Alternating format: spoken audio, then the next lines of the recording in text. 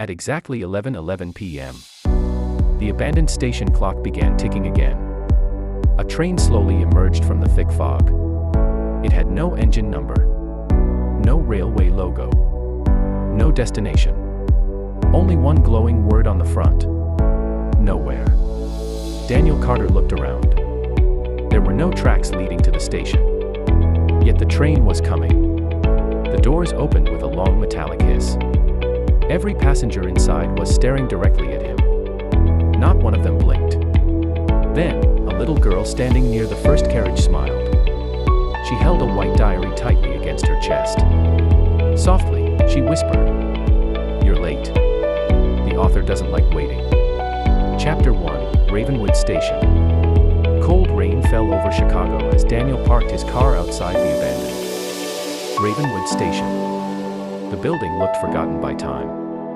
Broken windows reflected flashes of lightning. Rust covered the old railway signs.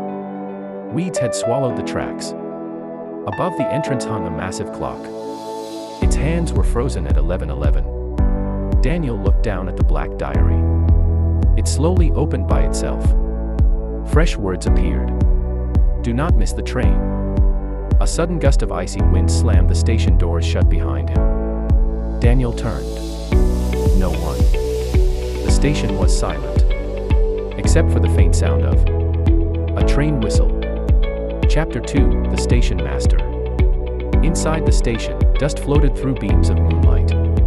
Old benches lined the empty platform. Suitcases lay abandoned where their owners had once left them. Daniel noticed a dim light inside a small office. He knocked. No answer. The wooden door slowly creaked open. An old man wearing a faded railway uniform sat perfectly still behind the desk. His name badge read, Arthur Mills, Station Master. Daniel stepped closer. "Excuse me." The old man slowly raised his head. His pale eyes seemed distant.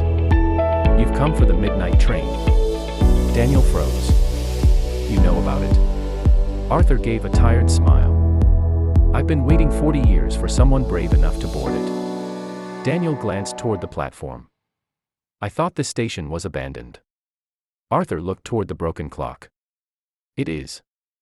"So how are you here?" The old man's expression darkened.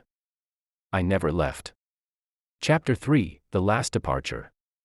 Arthur unlocked an old wooden cabinet. Inside rested a dusty train schedule dated October 13, 1986. "The last train departed at exactly 11:11 p.m., he said. "It carried 73 passengers." Daniel nodded. "I read about that." Arthur shook his head. "No. You read what the world was allowed to remember." He slid a faded photograph across the desk. The image showed passengers standing beside the train before departure. Businessmen. Families. Children. Tourists. Daniel stared at one young woman near the center of the photograph. She looked familiar. Very familiar. Then he realized why. She was the librarian from Ashwood Library. Only 40 years younger. Arthur pointed toward another person. A man in a gray coat. Holding. Black diary. Daniel's heartbeat quickened. The gray man. Arthur whispered, "Dot." He boarded the train, Dot. But he never came back.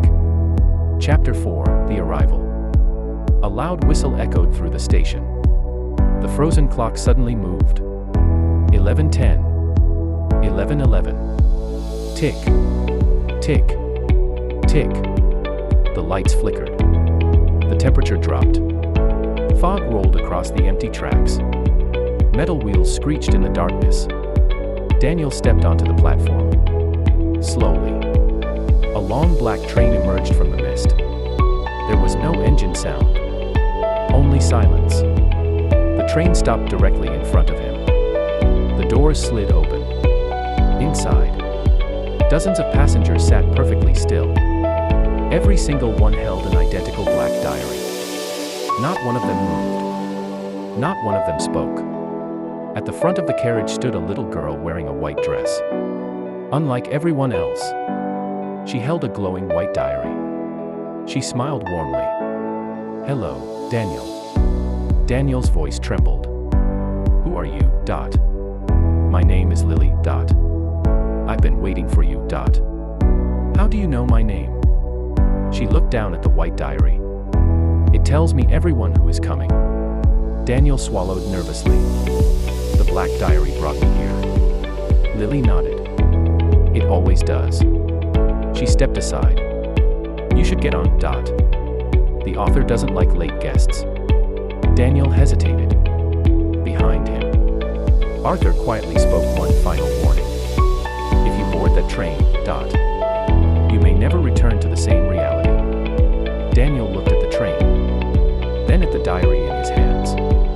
Its final message appeared. Every answer has a price.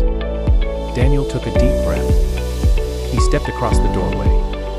The door slammed shut behind him. The train began moving. But outside the windows, Chicago was gone. Only endless darkness remained. And somewhere in the distance, a voice whispered through the empty carriage, "Welcome back."